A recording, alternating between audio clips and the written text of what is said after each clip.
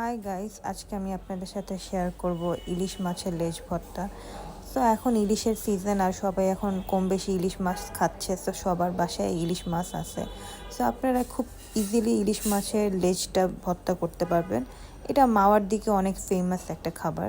So আমি just হলুদ মরিচ দিয়ে ইলিশ মাছটাকে ভেজে নিছি। তারপরে মেইন যেটা জিনিস দরকার হচ্ছে কাঁচা পেঁয়াজ, শুকনা মরিচ, ধনিয়া পাতা এবং সরিষার তেল। সো ফার্স্টলি আমি ওটাকে সুন্দরভাবে মাছের থেকে কাঁটাগুলো বেছে নিলাম। তারপরে শুকনা মরিচ, একটু লবণ, ধনিয়া পাতা এবং কাঁচা মরিচকে সুন্দরভাবে মেখে নিচ্ছি। জানি যতটা ভর্তা তখনই মজা হবে যতটা তাকে মিক্সড করা যাবে, সুন্দরভাবে ওটাকে মাখানো যাবে, তখন ভর্তা অটোমেটিকলি খুব বেশি মজা হয়ে যায়। তো সরিষার তেল দিয়ে আমি জাস্ট খালি ওটাকে আরও ভালোভাবে মেখে নিচ্ছি। এখানে বলতেছি যে আমাকে আরও সরিষার তেল দাও, আমার বোন বলতেছে যে দিচ্ছি, আরও দিচ্ছি, বেশি হয়ে যাইতেছে।